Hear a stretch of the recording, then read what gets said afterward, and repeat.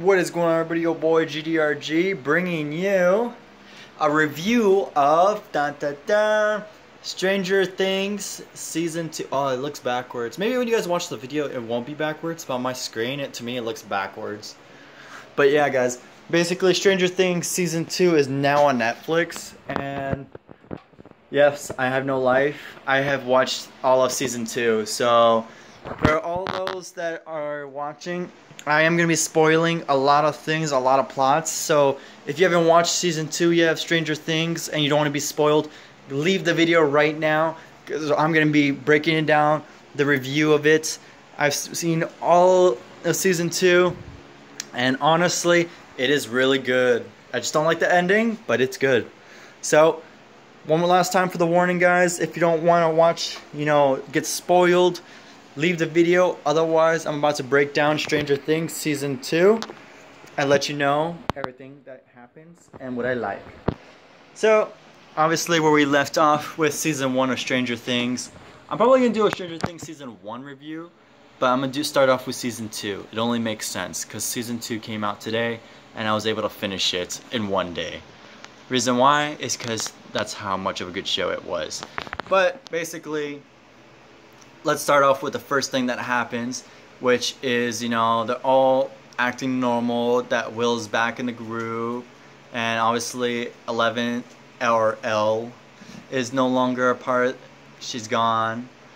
And then, Josie, she has a new boyfriend named Bob. He's a pretty cool dude. I like the guy. He plays a good role. So I think what we'll do is we'll break down each character, and we'll talk about the new characters, and we'll see what the new problem is and new villains. We'll just do one thing at a time, basically. So, first starting off with the threat. What is the threat in this season? Well, the threat in this season is going to be the parallel upside-down universe of the portal being open. And not open just to that small creature. That's right, it's the small creature, the one that Elle sacrificed her life to. Yeah. Now there's a giant one, kind of like the monster from Hellboy. That's right, they do look the same. For those who watched Hellboy the movie, it's the god one I'm talking about. That's the one they look alike. But anyways, the main threat is that one's trying to enter our world and conquer the Earth itself. Because that being finds us, doesn't like us, basically. It finds us, very offensive, or something like, along the lines of disturbing in its, existence. But anyway, so that's the main threat. Basically how, if you watch the season ending for Season 1, when Will, threw up in the sink, and then there was, the little, parasites of the monster going down the drain. It lives and it grows and it's part of the story, so we'll get to that. But mainly, let's start breaking down each character before we continue with the threats of the story. So let's start with Nancy, Jonathan, and Steve. By the way, I got Jonathan and Steve mixed up sometimes in this season, so that was a little bit awkward, but I got it now. I know who's who now. So between those three, so we got Nancy and Steve going out. But then there's gonna be, and then Jonathan obviously is being a friend, which is bold to me because you know the relationship between Nancy and Jonathan. I mean, come on, they both survived almost dying together, and they explored and saw a fucking monster and went to a parallel universe. There's gonna be some chemistry there. But what happens is Jonathan, Steve, and Nancy. So Steve and Nancy, they're a couple now. They're happy, but then they go to a party, and Nancy gets drunk. And when she gets drunk, she basically lets out all her emotions, like telling Steve how she doesn't love him and how everything is bullshit when Barbara died. That's right, Barbara is back. She's not back alive, but she's back in the story. She's dead, and Nancy's not taking it too well because the parents of Barbara is paying lots of money to a detective to try to find the daughter. But Nancy, Steve, Jonathan, and, all the others know that Barbara is dead. But they can't tell anybody. Otherwise, they'll get in serious trouble with the... What do we call them? Like the Secret Service, we'll say. That's what the group will call them. So that's what happens with that. And then, obviously Jonathan comes in, comforts Nancy, takes her home because she's drunk. She's not very smart right now. So Jonathan took her home. Steve left angrily after everything he had to hear. And then, long story short, Nancy and Jonathan, they're a couple now. And at the end, towards the end, Steve is okay with it. So, all well ends well. That's the saying. Yeah. Alright, next character that we're going to go over, or characters. Let's do Toothless, or Toothus. I don't know his name, I just know him by Toothless, so I do apologize. But, mainly, he is going to be an interesting character. Why? Because in this story, not only, like, the ending is kind of messed up. Like, he gets no girl. But then Nancy comes and dances with him, which is his dream girl. Because in season 1, you know how he says, like, hey, do you want a piece of pizza? Like, that was a cute scene. That was funny to me.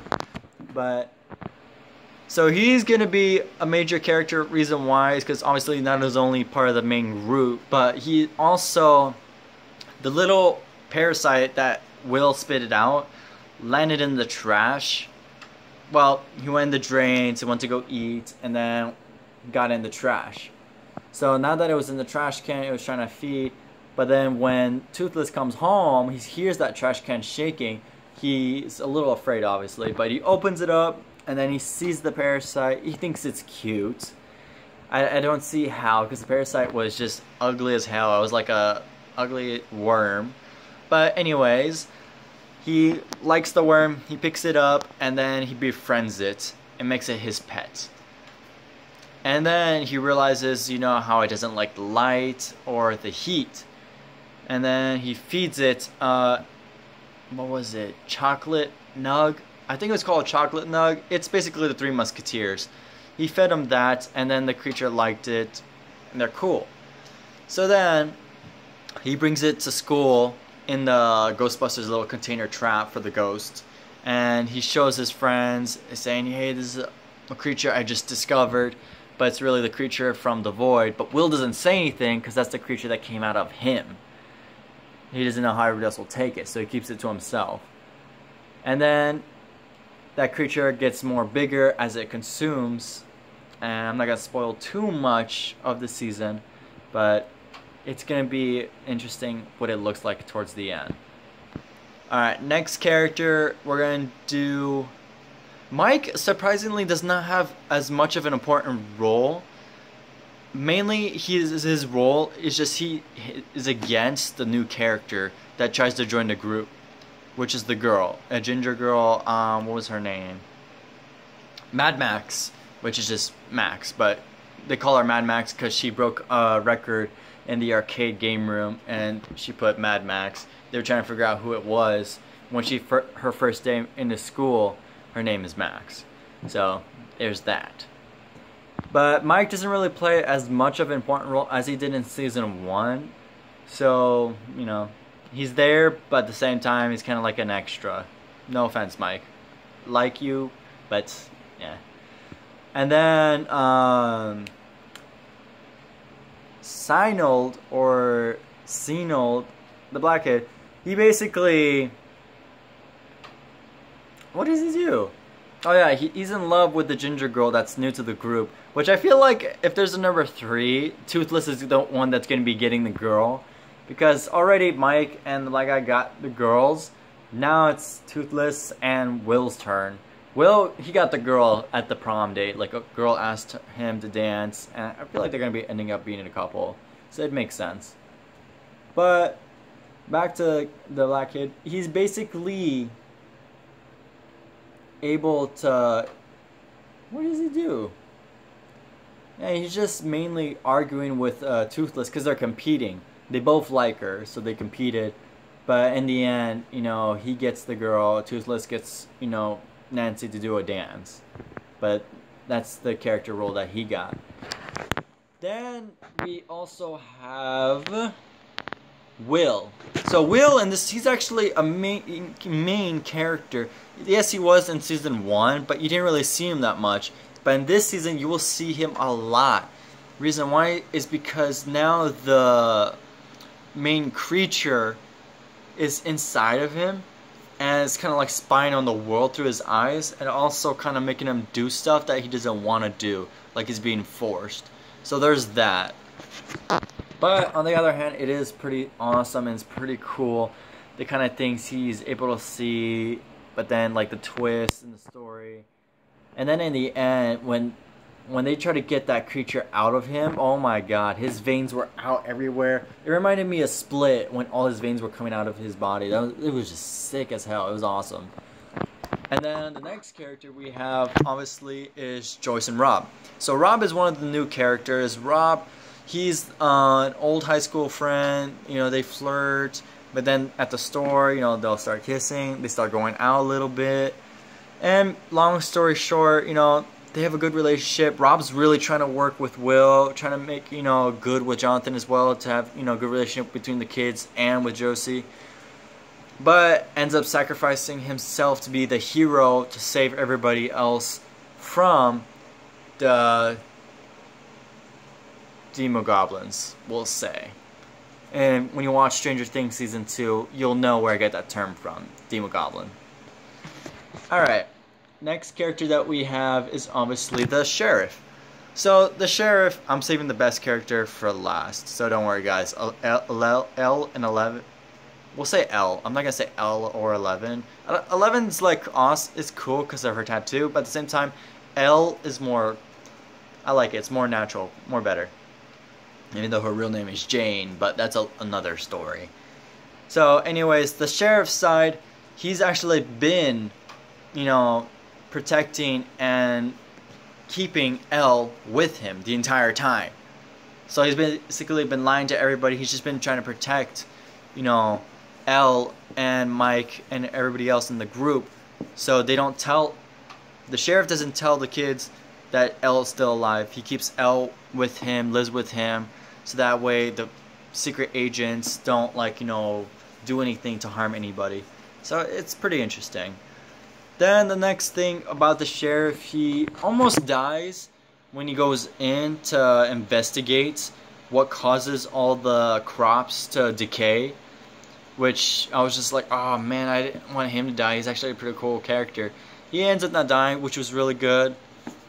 And he does play a bit of a bigger role in this one, because now he's got more, you know, machinery weapons, and he's also in the end final battle, basically. Which is going to be awesome. It's going to be great. You guys are going to like it. Then, who are the other characters before L? The new characters, of course. So we already introduced Rob. So Rob is obviously this nerdy, geeky guy from Radio Shack. He goes with Josie. He sacrifices himself for everybody. It's sad, but you know, I saw it coming. No offense, Rob. You're a good actor and everything, but we kind of saw it coming. Then we also have the two new kids. So the ginger girl, the one that joins them, the group, and then another guy that's just a big bully. He's just annoying. I don't know why he's in it, but like, he reminded me of Zac Efron. Not gonna lie, he doesn't look like him, but for some reason he reminded me of Zac Efron, the face wise. Okay, so don't get mad, everybody. But after that, the ginger girl, we'll do her first, and then we'll do the stepbrother. Their stepbrother and stepsister. The relationship between the parents is a little bit rough. That's why the stepbrother has a little more hatred towards her and towards everybody else. But the stepsister, she's basically a good gamer. She's a little more quiet. She doesn't really talk to anybody. But she builds a good relationship with the group, and she's actually kind of useful. But in the end, I mean, she doesn't really do that much of a character role. But, you know, she's there. And then for the stepbrother, he's basically trying to take over, you know, the high school against Steve, because Steve's the king of high school. But when he came to transfer that school, the big bully, he tried to, you know, push him to the side and start lead a new role. And I like his character on some parts, but most of the parts he's just a bully. I don't like him at all, but you know, that's his character role. And maybe in season 3 we'll see him be a little bit more nicer towards his stepsister and maybe towards everybody else. But we'll see how that goes. It all depends towards him. And then let's see, were there any other characters? I love how there's the sheriff's 2 assistants. I don't remember their names, but they're always there in the beginning, but then at the end they're not there. I don't know what it is, but their character role, they're funny. They're really funny. They need more parts. They should be given more parts. And then I believe that was all the characters, and I can get into L. Let me see.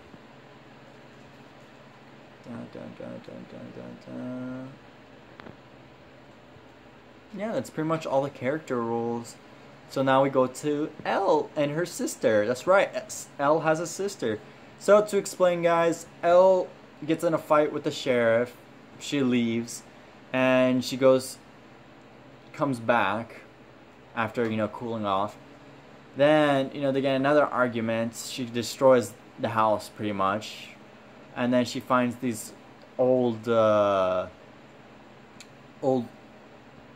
what did they call it back then? Newspapers.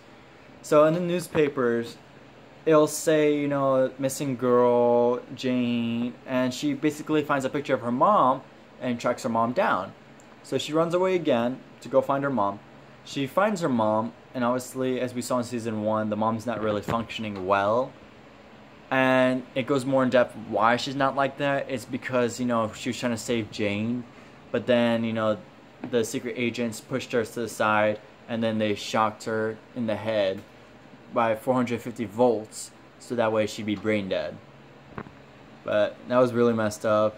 But, you know, the mom didn't really get to play that much of a role besides leading Jane to her sister. And Jane is Elle, by the way, just to clarify. So Jane goes to find her sister, finds the sister in this like, kind of like homeless, not homeless, but like, you know, ghetto place. And her sister has powers, but not the same. What she can do is make people see things that she wants them to see, when Elle can actually move things like with her psychic powers. So they're sisters. And something that caught my mind a little more interesting was the sister, her number was 008. That means in total there probably are 11 other kids besides Elle and the sister that are going to be in the season for season 3, 4, and 5. But I'm really excited for season 3. I just hope it doesn't go till Halloween, because I did do this as a Halloween thing. Like, that's cool, it's awesome, but at the same time it's like, I don't want to wait a year for season 3. Please release it by like the summertime at least. At the very least would be nice. But, you know, after Elle meets her sister, they go hunt, you know, some bad people.